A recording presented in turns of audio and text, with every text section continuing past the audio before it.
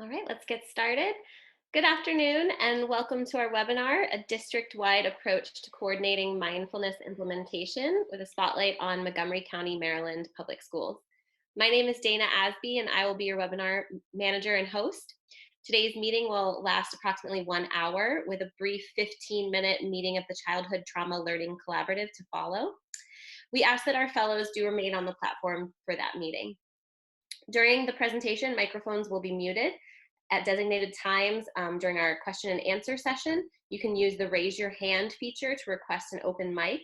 You can also use the chat box to communicate at any time during the meeting. When you are speaking, be sure to eliminate any background noise. And thanks to a partnership with C4 Innovations, we're offering 1 hour of continuing education credits for participation in this webinar. We can also offer you a certificate of participation. Registration for today's webinar affirms your consent to receive an evaluation follow-up link via email and your consent to recording. If you experience any technical issues, please send a private chat to Ingrid Paget, our technical support manager for today's webinar. We're pleased that you joined the webinar, and I'd now like to introduce Dr. Christine Mason, founder and executive director of the Center for Educational Improvement and project director of the Childhood Learning Collaborative. Thank you, Dana. Welcome, everyone. It's nice that you're joining us today. We are thrilled that Jeff Donald is able to join us. And I have to say, he lives close to me, so he's about 20 minutes away. I'm so used to working with people in New England and getting presenters from New England. However, when it comes to mindfulness and its coordination, here's someone right in my own backyard who works in Montgomery County, just across the Potomac River. And anyway, I'm looking forward to our session with Jeff today. Thanks, Dr. Mason. And now I'd like to introduce today's presenter, Jeff Donald, Mindfulness Coordinator at Montgomery County, Maryland Public Schools. Jeff, I turn the webinar over to you. Hey, everyone. Thanks for coming today. Really honored to be here. Thank you, Christine. Thank you, Dana. Thank you, Ingrid, for all your assistance. My name's Jeff Donald. I'm the Mindfulness Coordinator for Montgomery County Public Schools in Maryland. To my knowledge, I believe this is the first fully dedicated mindfulness salaried position dedicated solely to the expansion of mindfulness practices in school settings in the nation. To my knowledge, please, if anyone uses their chat box, otherwise let me know if that's not the case.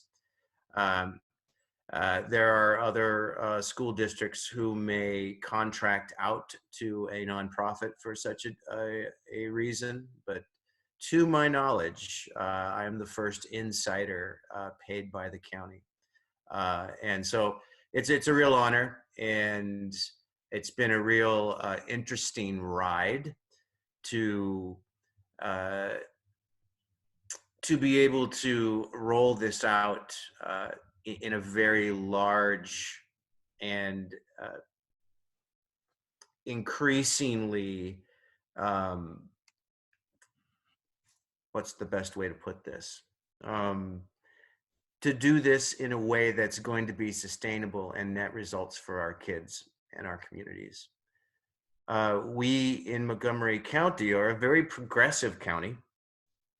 It's highly democratic. We have traditionally always been the real mover and shaker within the state of Maryland. It's just outside of Washington, D.C. Therefore, we have the highest population and the biggest voting bloc. So we tend to be, just like any other large city, we tend to be very progressive in our voting, very democratic. Because of that, we've been able to have a little more openness and availability of meditative and mindful practices in a school setting. There are rural settings in the state of Maryland that are very, very not interested, to say the least. However, that is changing, and the window is opening slowly, even there. So we're very pleased to be able to honor that commitment that the county has made and to bring this in. But there are still pockets, even within Montgomery County, and it's almost always having to do with income inequality. And there are certain demographics that there are quite a bit of pushback on in this because just of a lack of experience with these practices. Because of the changing demographics within our county, we're seeing quite a bit of white flight towards the west of the county, which is the increasingly more affluent area. And the eastern county is becoming more and more brown-skinned. And many of those people are coming from Central America, the Caribbean, Africa. And they bring with them a tremendous amount of stress, toxic stress, trauma, PTSD. And it really is shaking up the status quo in Montgomery County. Traditionally, they have been one of the top tiered school systems in the nation, and all of a sudden they see this huge drop in the achievement gap. And it really comes down to mental and emotional wellness. So my job is to bring that piece into it, because you can't have an academic outcome unless you pair that with emotional and mental health. So on to the next slide. I got to tell you how this began, and it's really quite an interesting story. So I teach what's called alternative education. And this is in Montgomery County anyway, the very last step before a child gets pushed out of the normal school system and put into the bad child school. And I have been around quite a bit in the United States. Almost all counties have an alternative school for students. And the tragic piece to this is when those kids go to that school, the alternative school, the chances of them entering the school to prison pipeline shoot through the roof. The chances of them graduating drop through the floor. The chances of them being incarcerated in the future or not graduating at all, those drastically increased. So as an alternative education teacher, my job is to keep these children in school no matter what, to advocate, to babysit, to do whatever I have to do. And that was the beginning of my really wanting to bring mindfulness and meditative practices into the school. But I always thought that it was just a line I shouldn't cross. One day, my kids were really pushing my buttons. If there are educators in the audience, you'll know exactly what I'm talking about. Or if you have kids at home, they know just what to say to put you right over the edge. One day, my kids had me to the very edge. I was about done, and it wasn't even lunch yet. I barely made it to lunch. And instead of keeping my door to my schoolroom open, I had closed the door because I really wanted some time just to get myself together. So I pulled out my yoga mat, and I sat down and started meditating, but I forgot to lock the door. And that was a huge problem because, of course, one of my kids forgot his chargers. He walks in, and I can't use the exact expletive, forgive me, everyone, but he said something to the degree of, "What are you doing?" And when this happened, it was easier for me just to say it would take more time to explain it than to show you. So please just sit down. I'll do it with you. We'll do this together. And we sat down, and 10 minutes later, the kid was going like this, just looking at his hands like he had never seen fingers before. And the first thing that came out of his mouth was, "Can we do this tomorrow?" And of course I said, "Yes, sure. This is all dead. I really didn't think these kids would show up again. But in fact, the next day they came again at lunch. So I shut the door again. We did it again. The weekend came. I decided to leave it at that. And I was very proud of myself that weekend. I thought I'd done something really well and planted a seed that maybe, one day a child might be able to circle back and remember and do their own homework.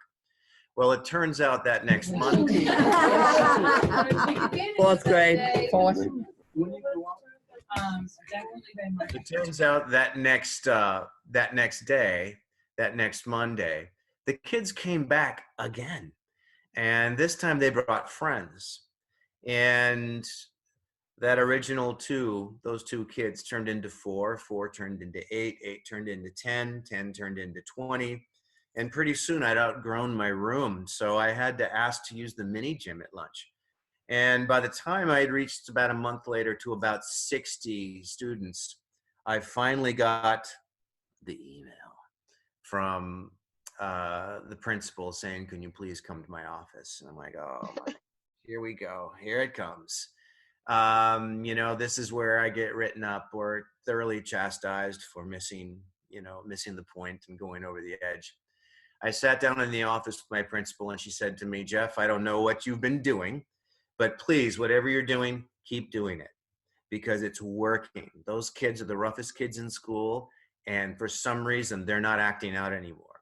Whatever you're doing, how else can we add more?" And this was the beginning of our school mindfulness program, which got quite a bit of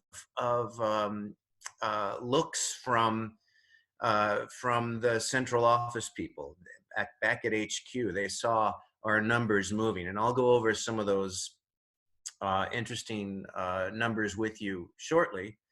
However, it essentially, a few years later, after continuous improvements, I was tapped to do this on a district-wide level. So that's how this whole thing began. And it really wasn't a plan. It was just an organic thing that just happened. And I find that quite intriguing and really cool and a lot of fun. So let's see, did I need to obtain consent from parents? Great question. Initially, no, we did not. But we found that very quickly it was safer to get ahead of that. So yes, we do have opt-out forms now, and that is something I will be going over in a few short slides down the way. Next slide. So the Mindfulness Coordinator, as I have already specified, is essentially to expand and create mindfulness programs that are utilized in school settings, no matter if it's elementary, middle, or high school, throughout 208 schools. That's about 165,000 kids.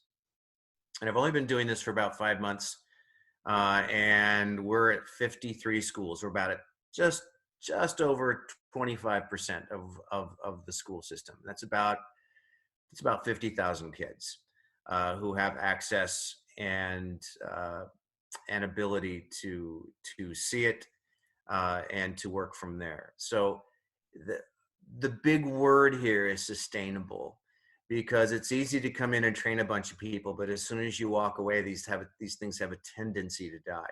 So there has to be follow-up support, and there has to be follow-up training, continuous staff development in this, not just with the staff members that take the training, but with the administration, and how this is a win-win for them as well. So this is a very important piece, is the relationships that we build with our school administrations and with our staff members, and how the continuous training continues long after the initial training is complete. So on to the next slide. Here are the program goals. And even though I've mentioned several of them, the goal is to see this rolled out in all 208 Montgomery County Public Schools. We want to be able to have a curriculum that is mindful of age. So we've grouped them into elementary students. And in Montgomery County, middle school starts in the 6th grade. So we luckily are able to put adolescents and teens into another category, which covers some of the older elementary kids in some areas. We also want to create, as I said before, continuous training and experience to raise teachers and staff members' expertise in this area. We're not teaching them, we're not giving them a 200-hour, yoga training certification. So we have to put this out in pieces, bit by bit. So even if there's only a few things a teacher would know initially, they know those things very well, and they can speak to these things very well. We also want to include our community in this, and this is so important. I mean, the end game is to really get this into households, is we're really trying to create a shift in concept and a shift in philosophy. We're trying to bring a shift from mine, me, take to, to mindfulness, thoughtfulness, empathy. And we think those are very important pieces to a successful life. Yeah. Next slide. So the materials that I pull from, I am a Kundalini yogi, even though I don't look like it. I am a big fan of that style of yoga because it gets very fast results. It works and it works fast. And many times you may only have one or two possibilities to really show this to kids. So it has to be effective. That was the initial reason that I chose Kundalini yoga. The other one is, the other piece to this is much of the movement, because we also include yoga in this, can be accomplished from a chair and a desk. This is very important. Not all classrooms have the ability to just move everything out of the way and pull out your yoga mat. It doesn't work that way, nor is there the time for that, realistically. So that was the initial draw. And then, of course, my mentor is Krishna Kaur Khalsa, and she's the president and mastermind behind Yoga for Youth. Of course, as you know, Christine Mason, one of your illustrious fellows and the host of this webcast, is also the author of many books. And we utilize these mindful practices books as well as a foundational piece. So when we're bringing this into a school, the first thing we do is hand them these books, particularly mindfulness practices. We want them to understand what we're doing and why. A lot of people understand the what, but they don't understand what our end game is, what we're trying to do. It's very well written. And then we pull a lot of our positions and kriyas and meditations and breathing techniques from a book called Transformation by Yogi Bhajan. These are all very powerful books and worth your owning them if you don't already. Highly suggested. They're all very good reads. Next slide. So the curriculum essentially revolves around the concept that we have 10 minutes at the beginning of any instructional time that we walk into. In a secondary school, that's a 48-minute period. Traditionally, as a child walks in or a student walks into the room, they are immediately challenged with a warm-up, which normally will take between 7 and 10 minutes. That gets them into the learning. The whole concept here behind us bringing mindfulness technology and meditative practices into this concept is that we have 10 minutes, that same 10-minute window. What we lose in that initial instructional time, we're going to gain back in efficiency, and we're going to gain back in attention span tenfold because of the concept here of really getting clear and calm and even-headed and getting out of your emotional mess that you're in. Anyone who has a high school or middle school student knows exactly what I'm talking about. They live there perpetually. So our 10-minute module can go into any class at any level at any time. And it's more of a playful situation with elementary kids, particularly our younger ones. However, at the middle and high school level, we bring it all. Like, here it is. This is what we're doing. This is how we do it, and it works. Next, please. Here's the hard part. There are quite a few myths that revolve around this technology, and therefore a lot of students, usually upon hearing their parents' conversations, will walk into this refusing to take part. And this is something we cannot compel or require of any student or any staff member for that matter.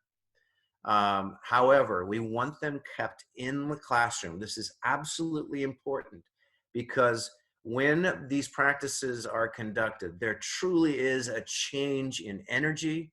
There's truly a change in mindset, and it's palpable.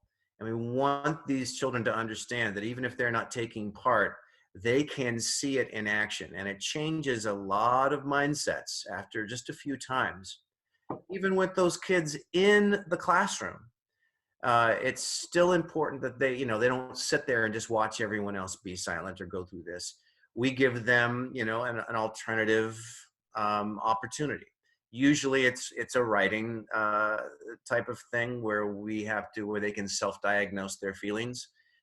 So essentially, if you think about mindfulness as self-diagnosis or self-awareness, they're doing the exact same thing, but instead of breathing it or stretching it or thinking about it, they're writing about it, and they're just fine with that, and that's our way around that. There have been, one or two parents within the community who are just like, I don't want my child even in the room, and that's fine. We take them to an alternate location for the 10 minutes, and they come right back in. But most are fine just saying, I'm just going to sit here and do what I do and work on my thing. And all we ask them to do is not interfere, and they're fine with that. So it's really interesting to watch these kids be very, very back offish initially, and then even just after a few times witnessing it, they're very open to trying it themselves. Next slide. So I know that there have been quite a few people interested in restorative justice and how this plays into restorative justice. All I can do is give you, for the interest of time, is give you a very, very quick synopsis on what restorative justice is. Our traditional way of disciplining children is to segregate them. For instance, if a child is acting out in class, we kick them out of class and they go to the office. Or if they act out enough times, we send them home or we suspend them. Or if they do this enough times, we expel them and send them to an alternate school. And this punitive form of justice has proven to all it does is reinforce dysregulated behavior. It does not solve anything. We are pack animals. Human beings are supposed to be together. When you pull someone out of their community, that is not a good thing. So restorative justice thrives on that central concept that when someone makes a mistake, and guess what? All kids make mistakes. This is what kids do. This is part of learning. So when a kid makes a mistake, instead of push them away, we bring them in closer. And as the community, we teach them how to live and make better decisions in the future. This can be very challenging, very deeply challenging. However, the rewards are infinitely, infinitely better, and the results are always better. So there's quite a bit of time and energy spent on what happens after a mistake is made and after someone has done something, egregious or something down that line. What do we do then?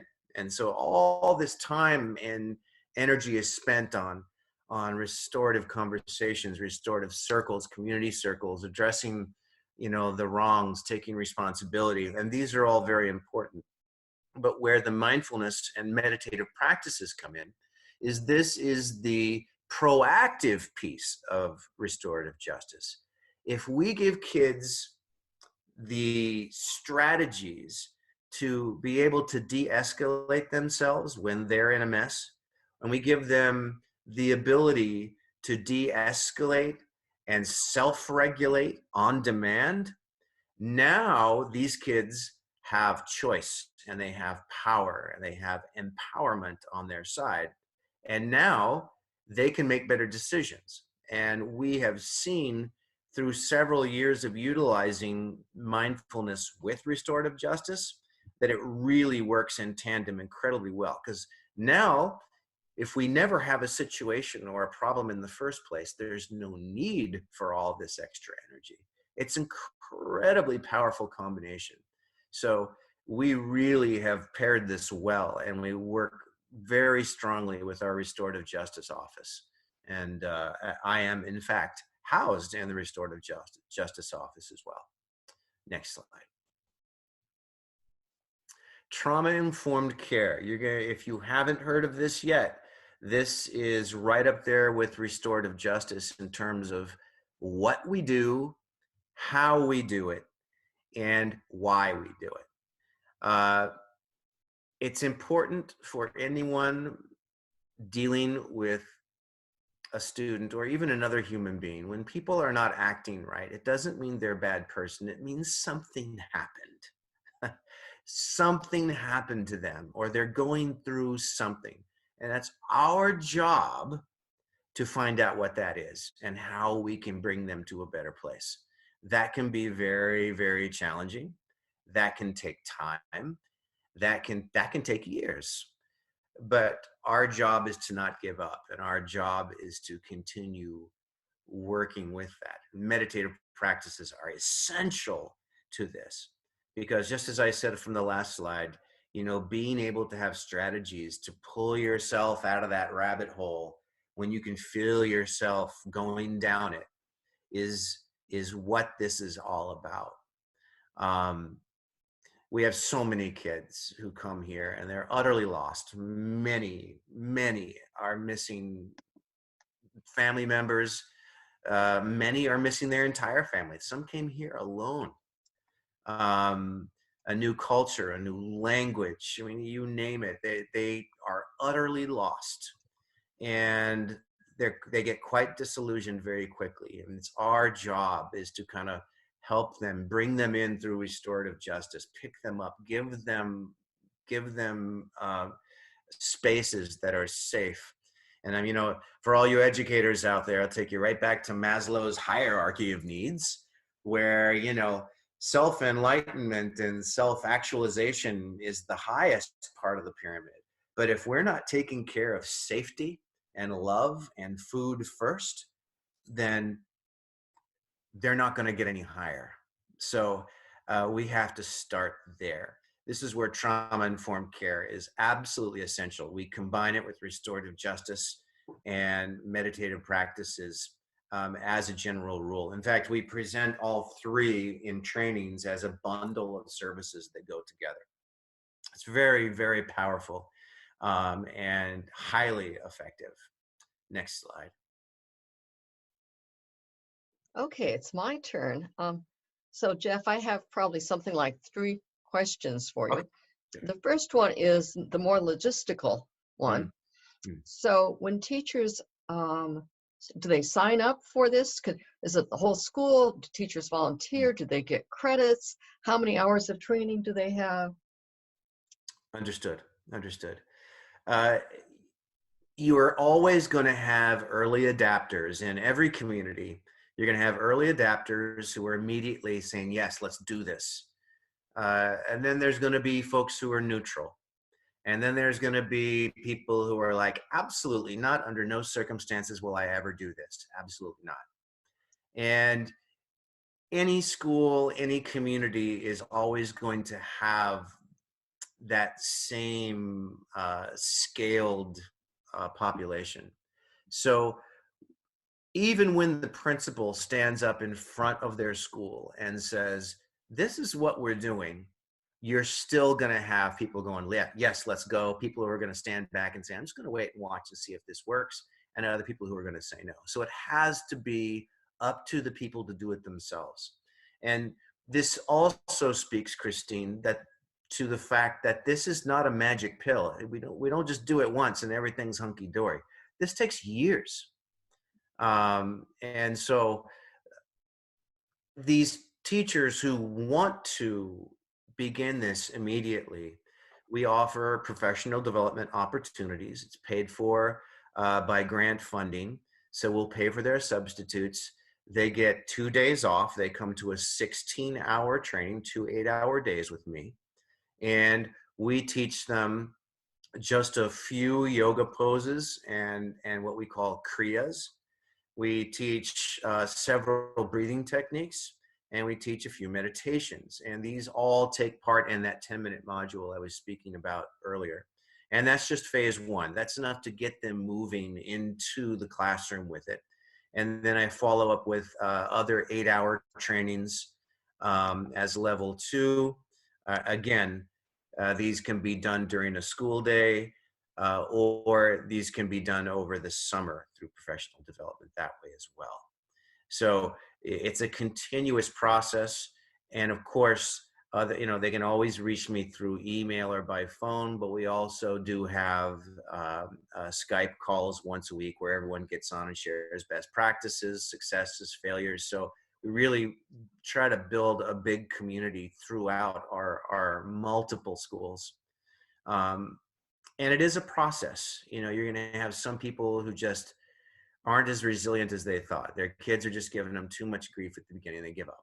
And it's just life. It is just the truth. And we have others who are vastly successful and others who are somewhere in the middle. And so this just takes years to move for those neutral people to catch on. And for even after those neutral people come on, even those high resistors, even they start to come on because the data doesn't lie. Is that helpful, Christine? Yes. Do you have like a lead in each school? Absolutely. Since my job is more structural at this point, I still run the trainings. However, there's quite a bit of organization involved. I have what's called a mindfulness dedicated lead in each school that has committed to run this throughout the school. They are paid a stipend, again, by grant funds, and it's a pretty decent stipend. Their job is to ensure a whole list of items. They run the mindful intervention room. They make sure that even after kids go through this 10-minute process through many periods, if they want to go deeper, there are learning opportunities throughout the school day, either before school or during lunch or after school. A minimum of 3 a week in each school has to be run, like full classes. And as well, yes. Wow. So yeah, we want to be able to provide more support. Okay, so this I think will have a fairly quick answer. Question is related to you and your personality, and whether or not your relationship with the kids was really integral to this starting. Relationship is everything. In restorative justice, in trauma-informed care, in teaching. If a kid loves you, they'll do anything for you. And if they can't stand you, forget it. It's over before it even started. So the relationship piece is everything. There are quite a few teachers who are so interested in bringing this to their class, but they just can't seem to make the connection. And they would rather utilize their talents in bookkeeping or organizing or making calls. And that's cool too. Everyone has their place, but the relationship is everything in life. Okay, But yeah, so what about the grapevine? How did this spread like wildfire? Great question. Essentially, we started to see our data move. And if we don't have data in this modern world, all we are is cheerleaders. Well, we need to have proof. So when our suspension data started to drop year by year by year, and our teacher referral data started to drop year by year by year, our absentee rate started to drop year by year by year. Our staff climate and school climate surveys started to rise year by year by year. And these are all happening in synchronization at the same time. Okay. It got a lot of eyes. Mm-hmm. Interesting. I'll just make one comment about the Kundalini yoga, because I too teach Kundalini. Although when I teach it, I also start with some of the hatha postures and poses for warm-ups and to make sure. And sometimes people just love those fun postures, right? Whether it be downward dog or cobra or a tree, people love that. With Kundalini, I think we do have to be careful, as with all yoga, Sometimes some of the breaths aren't meant for everyone. Right. Neurologically, some of the breaths, you really, a child should be 16, right, to have the right neurological development for them. Yeah. And in our book, Mindfulness Practices, we talk about trauma and we talk about how be aware and be sensitive of how students are reacting as you implement whatever it is in the classroom. And it could be yoga or meditation. And I think you and I both know that sometimes when you get into that meditative state, things that you've suppressed may bubble up. Mhm. Yeah. And we just have to be ready and really mindful ourselves. Is this something where in fact it could trigger a reaction? And if so, what do we do? That's absolutely right. And this is part of the training, what not to do. Very important as what to do. There are certain breathing techniques and certain meditative techniques that will really bring some very heightened self-awareness very quickly, and that can trigger and often will trigger kids who are one breath away from just losing it. So we have to be very careful about how we administer. And even when we're doing it, we have to be very watchful and very thoughtful of everything that's happening in the classroom. Many times we'll have a second instructor in there with us, just in case, or the classroom teacher who can pull kids if necessary. It's rare, but it's happened a few times, yes. So, Jeff, we may ask you to help write something for us about that for maybe one of our newsletters. I think that's an important point. Let's Agreed. go on. The Mindful Intervention Room, everyone. This is our biggest success. And we go with the premise that a school teacher in the midst of teaching, and in Montgomery County, if you're a secondary teacher, you have 33 students. That number goes down when you get into elementary school. It's 17, 20, right in that area. It depends on the population and the community. However, when a child starts to act out, and when I say acting out, I mean start to mess around, start to disrupt, start to do these things. In the interest of classroom order, traditionally, in that punitive model of justice that we talked about earlier, the first thing a teacher would traditionally do would try to smash that child into submission, right? By usually, verbally or with some form of intimidation, things of that sort. These things do not work.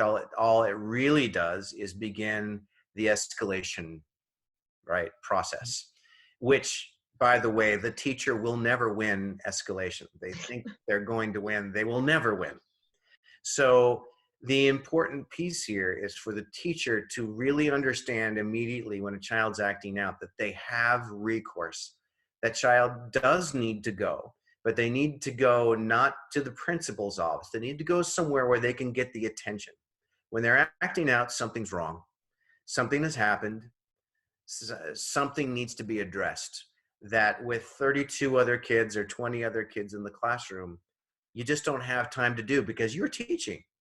So the Mindful Intervention Room is a space in each school where these children can be sent to, rather than being sent to the dean's office or being sent to, security or the principal or the assistant principal. They are sent to the Mindful Intervention Room. There is a trained teacher waiting for them who, first things first, will give them the attention that they need and that they were asking for in the first place. Please understand, students, when they are acting out, they are seeking attention. And bad attention is better than no attention at all. So they'll take bad over nothing. So we've just completely taken that child out of the classroom where the teacher can teach and now given them a one-on-one space with a trained professional who can literally just say, hey, what's going on? What can we do? And from there, we start bringing them into that 10-minute module that I was speaking about previously, which is, maybe 3 minutes of yoga poses to really kind of break up that body memory, 3 minutes of a good simple breathing technique to really kind of just get them calm and clear-headed, and then really start building some positive affirmations. And this is the basic deliverable that we bring to any child in need. Does every child want it? No. Many times they'll just want you to talk to them, and so it's really up to the teacher to really feel that out. Um, we don't pay a teacher to stay in there full time. That is done through teachers giving one of their planning periods per week. So at the high school I worked at previously, we had about 120 teachers, and 35 of those teachers would give 1 out of 10 planning periods of their week. So they still had 9 to themselves, but they gave 1. And during that 45-minute period, that was their job to be in that room, to cover that space. So whenever the school was open, the room was open. And it's been incredibly effective. And this was our biggest piece in seeing the suspension data and the teacher referral data just drop precipitously. It's highly successful. And of course, we have, our school psychologists wanting to get on, our counseling team wanting to get on that. Everyone wants to be a part of that because all the professionals who are trained in this want that opportunity to have that kid to talk to them too. And they all see the value of this as a way to get multiple services for a student who otherwise might have slipped through the cracks. Next. As I've already spoken, the best choice for that teacher is to just get that child to the room and let them continue teaching for the sake of the other kids. It's incredibly effective, everyone. I am not the only one that does this. Montgomery County is by far not the only. At this point, there are multiple organizations who utilize a form of this because it works. And that's what we're looking for, is things that work. Next slide. Again, this is not so much a picture of a mindful intervention room as more of a restorative circle. However, we rarely have more than 4 or 5 kids in there at once. When we do have more than 3 or 4 kids, that's when an administrator or the counselor or the school psychologist or another teacher or even member of security in the secondary level will come in and join the group as well. Because sometimes kid needs some individual attention. So I think the biggest piece to this is every child, and this is part of restorative justice, this is part of trauma-informed care, and particularly is that every student should have a trusted adult, someone they know that they can run to when they're losing it. And this can be at any time. So this is where these relationships are formed, is right here in this mindful intervention room, where someone you may never even have seen before, or you may have seen their face, but they were just some old person, or they were just some kid walking past. Now you've formed a relationship through this process. And these teachers follow up with these kids. They'll see them in the hall and stop them. How are you doing? What are you doing? They'll pull them out of class sometimes even and say, I'm just checking in. How are things? And that's everything to a kid, everything. So vitally important. Next slide. So this is really the intriguing piece, and I've made very light mention of these, but of some of the data. But I want to really delve in just quite a bit more, and based on one school, which was my original high school where I was that alt teacher. And we've been doing this now for 5 years there. And we've seen spectacular changes in our school. The original goal was for a shift in culture And that happened really as a school. We really started feeling a difference after 2 years, but even now, it's a completely different school. We've seen our suspension rates drop from year to year. For instance, I've got a little bit of data here for you. In 2015, we had 218 suspensions for the year. Excuse me, did I say 2015? I hope I did. In 2016, we had 175. In 2017, we had 138. In 2018, we had 100. Last school year, we had 75. And this year, we're halfway through and we only have 24. We're about to see another drop. So it looks like, you see this graph over years and you just see this stair step down. And this is what's really getting the central office and the superintendents and the Board of Education's attention, is they want to know why and how we're doing that. And that's what was the onus for all of this happening on a district-wide basis. Teacher referrals have literally just fell off a cliff. When we instituted restorative justice and really had our teachers and staff members do some very serious self-introspection, and that took some time, and that took a lot of staff development and effort and energy. But we were able to really do some self-contemplation, yes, through mindfulness, but also through some implicit bias training, that we really have to look at what we're bringing to the table as teachers, because our mindset is, we also contribute to the situation. It's not just the kid coming in with a situation. Our mindset plays 50% of this. So once we did that, we literally have the lowest. I still say I'm loyal. We still Jeff, we have about 10 minutes left, maybe 15 gosh. if we go over a little. I just want to let you know. Sure. Sure. Probably just need to keep moving. Gotcha. Thank you for that. I get all excited about it. We saw testing levels rise. We saw absentee levels drop. So I wanted to get into those, but you get the idea that this all happening at the same time is no coincidence. Next slide. So I have mentioned this already. We do have quite a few barriers and pushback from certain demographics. In the past, this has been called an othering activity. The ability to go to a yoga or mindfulness class has been restricted to just a few people who could afford it. And therefore, they were the ones who had access and opportunity. So there are certain demographics who are very against this. We have to work our way through that very gently, and many times just by letting them be in the same room. Over time, that's usually enough to get the job done. But even then, we can't compel. Next slide.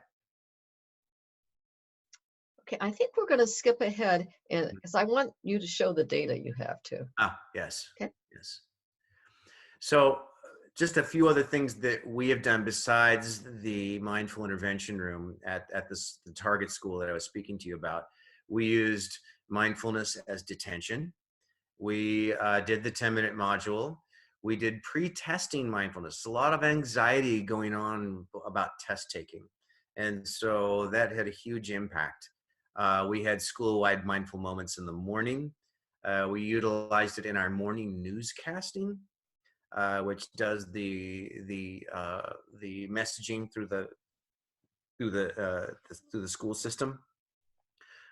We did targeted interventions of very specific kids who were having real trouble. We brought it into athletics. We wanted those kids also to benefit. And of course, we brought it to our administrators who never stop working, and our teachers who are completely selfless and never stop working. Very important. Next slide. Grant funding. Oh, yes. Here's where the money is, people. Initially, for many years, this was done through being a very good grant writer. So We got Title IV grants, and Title IV offers mental wraparound mental health services for students. And that's a great way for you to look into funding for your own work, because mindfulness definitely falls under that. In Maryland, we had a new state law come out called the Maryland Safe Schools Act. And again, there's mental health wraparound services for that. And then I applied for every small grant I could get my hands on. I didn't care if it was $200 or $5,000, and those add up. And that funded us for quite a long time. So don't give up. Become a grant writer. Figure out the template, stick with it, apply to everything. Next slide. Just keep in mind that if you are going to bring in an outside company to do this, and there are many, I mean, just absolutely stellar organizations that do this, and they do this for a living, and they are amazing, and they bring all the knowledge, they bring the curriculum, they bring everything. But when your grant is ended or not renewed, you may find yourself in a spot because their work and their curriculum is proprietary. So be very careful. Make sure that you are prepared to pull this off on your own. And remember, even while your grant funding is working for you, you need to be stepping up and making sure that people are going to provide hard money in the budget for you, whether it's your principal or above that at the district level. Keep in mind that whatever your grant fund says you have to spend, that's exactly how you have to spend it. There's no deviating from that. If you do, chances are you will not be renewed the next year. Keep that in mind. It's just a word of warning. Next up. And we've had a question, and it Yes. relates to the impact on teachers Yes. and whether or not we've seen their stress go down, or perhaps referrals to EAP programs have, maybe they've gone up because awareness has increased, or maybe they've gone down because things are being handled. Right. So I cannot speak to some, okay. I can tell you that at the schools that are utilizing it, the EAP referrals are dropping off precipitously. However, as an overall district, the numbers of EAP referrals are shooting through the roof because our world is becoming more and more stressful by the day. So I cannot give very specific criteria on which schools, because that's not information I'm privileged to share. However, we have seen changes. Definitely, yes, we have seen changes. Yes, positive changes with teachers. And again, it's part of that culture of the school where we see less attrition and less transfers and things of that sort as well. Real changes. So Jeff, would you say that a certain percentage of your focus then as a trainer is with the teachers and their own self-care? That's the beginning of it all. If a teacher does not believe in what they're talking about and they're not doing it themselves, the kids will see right through it every time. Even if they're a first grader, they will call you out. They have absolutely no problem doing that. You have to be able to be doing this yourself, as kids can tell.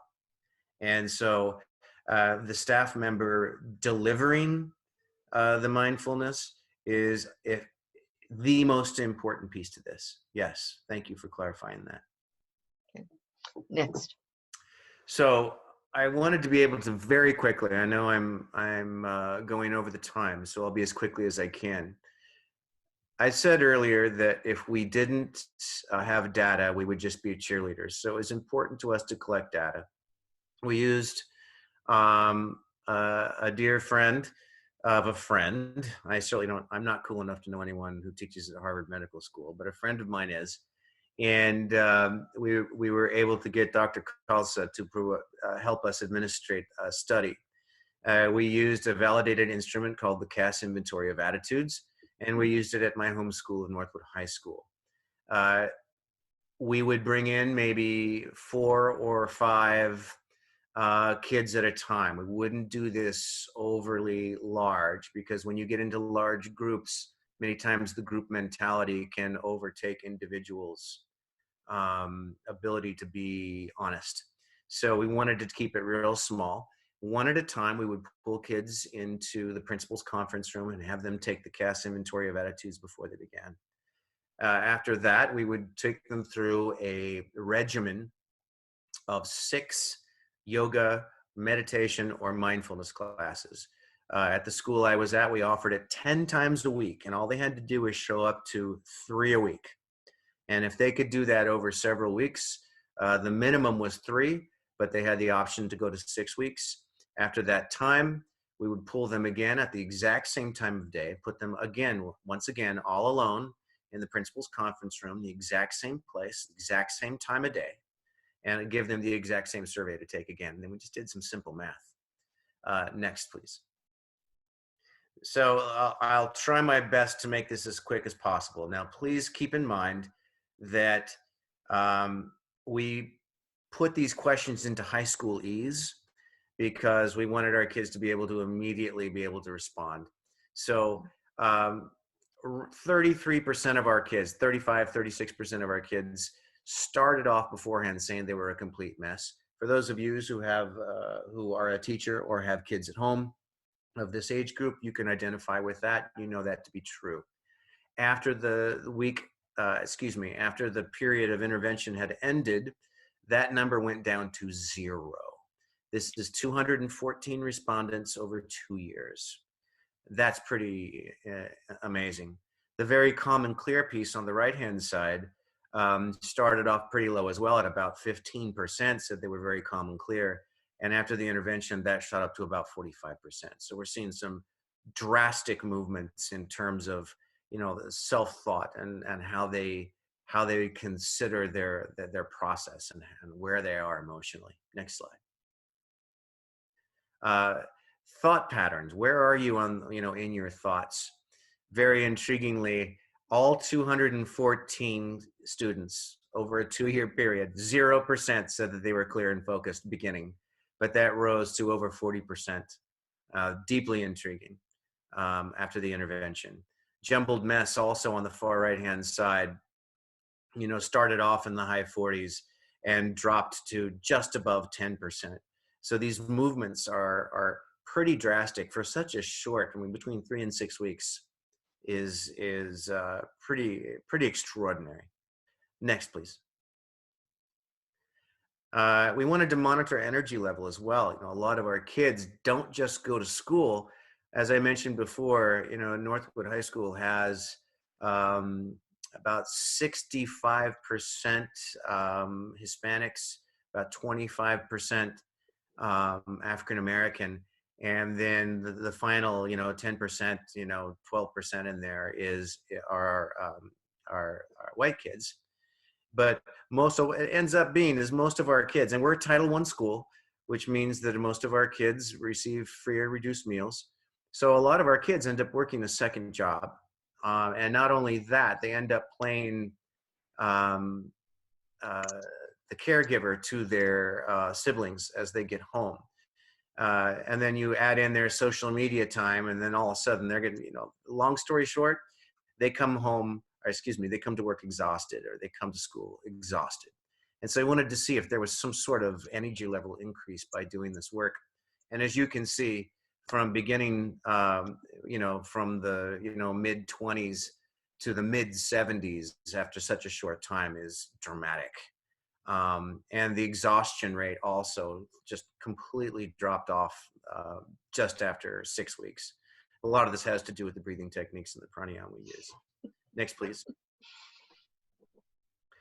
And this is what I call the hope factor. And initially, this is really quite tragic, where you look at solutions are available to me. Only half our kids thought that solutions were available to them. Another 25% said that the solutions were there eventually, but right now they were above their abilities. And another 25%, this is the true heartbreaking part, thought their problems were unsolvable. Many of our students would say, I'll be lucky to live till I'm 21. And that's deeply disturbing as an educator and as a human being.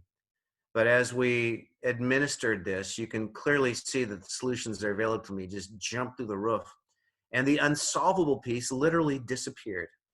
That tells us that, clarity of thought and the hope factor really play into this. It really brings good decision making and very good thoughts to our students. We couldn't be more pleased with these. Next, please. Okay, looking at the time, let's just keep going. Okay, cool. So I've already mentioned these already. We've been very successful in these. Please continue. How do we replicate the process? That's what we have made a science of here in Montgomery County, is being able to take what we did at that model school, at that exemplar school, and recreate the conditions in any school. And we're getting quite good at it. And it's not as though that we're the experts. Well, we are, but but at the same time, it can be done anywhere. And all it takes is a few people to decide it's going to happen and to make it happen, and to just not take no for an answer and keep pushing and keep working with those kids, and it will happen. Next, please. So if any of this is interesting and you want a deeper dive with me, please give me an email. I am happy to respond to you. I will say, however, with 53 schools and many, many needy educators, it may take me 24 hours to respond. Forgive me. But give me a ring or a nudge or an email, and I'm happy to share resources. This is not something that we're keeping a secret. This is something that we want to share with everyone. We truly believe that everyone deserves this. Next, please. Okay, so Jeff, before we proceed, what is your email address?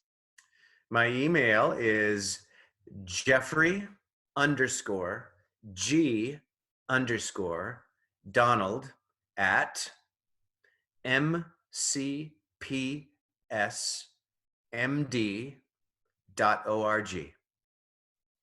Okay, we'll send that out again as part of our follow-up as well. Yes, for sure. So, thank you. Thank you, Dana. She was so quick. Yep. So let's go on to the next slide then. Usually we have a Q&A right at the end.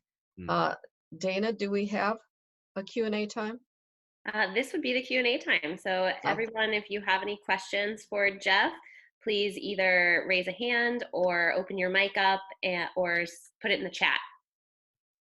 Can you hear me? I have a question for Jeffrey. Hi. Hi. Greetings from Arizona. I'm down here working in Tucson, some of the schools in Tucson. Have you had the opportunity to work and coordinate this program with your juvenile justice system for those kids who have been identified or have identified parole officers? Absolutely. Almost all of those kids who have been identified and are already involved in the juvenile justice system are already in that Alt 1 situation with me. So I'm already connected not only to them and their parole officer, but also to psychological services, to health and human services. We're deeply connected in all ways, and that's highly recommended. When there are times when, you delivered all you can deliver and they need more. And so we have to be able to connect to those other services seamlessly, and someone else just walks in and picks it up and continues the work. So you would advocate having maybe some of your parole officers in this mindfulness training so that you would have that synchronicity between systems. Yes, absolutely. We have in Montgomery County what's called a pupil personnel worker, which is essentially they work hand in hand with parole officers through the police. And so they are all trained already. And many times they'll sit in on a class with me, particularly with our deeply troubled kids who they know are going to need it very much. Yes, yes, absolutely. Incorporate everyone you can. Wonderful question. So looking at the time, I'm thinking that Dana, in the future, we may have you offer a seminar for us on trauma-skilled approaches Mm. with yoga and meditation. Absolutely. And we will follow up more carefully and more closely on that topic. So, Jeff, I want to thank you so much for being with us today and for everything you've been able to bring to Montgomery County and now sharing it more widely with us. Thank It you. was an honor. Thank you for having me. Deeply appreciated. And everyone, thanks for being on. It's truly a pleasure and an honor to share with you. We're all on the same team. Okay, and then Dana, I believe you have some announcements. Yes, thank you everyone for joining today's webinar. Our funding comes from the Substance Abuse and Mental Health Services Administration, which requires us to evaluate our services. Attendees providing their email address will receive an evaluation survey about 24 hours after the close of today's event, along with today's slide presentation. The follow-up email will also include links to request CEU credits and/or participation certificates.